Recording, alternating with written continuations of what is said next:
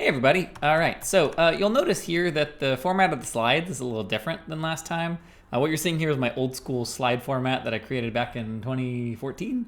I actually, came up with this new format I like better that I'm porting everything over to. Didn't have time to do it for this particular lecture because my kid is home sick. But anyway, I hope I can recruit some TAs to help, and maybe we will port them all over the semester, maybe not. Anyway, just wanted to acknowledge the slide format's a little different. So today we're going to be talking about where lists come from, and we're going to be leaning heavily on the idea of recursion. So hopefully you're happy with that. And so I'll just start by setting out our goal for the next 3 lectures, which is to build a list. So we have here code, and in lecture 2, that's where this code came from. We saw how we could create a list in Java.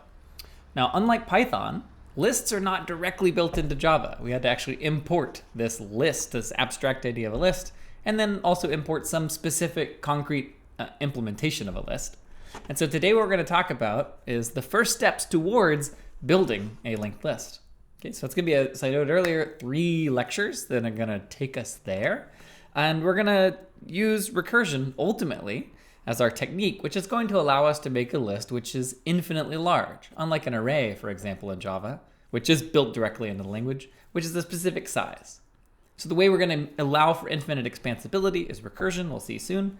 But to get there, we're going to start with something I call the mystery of the walrus.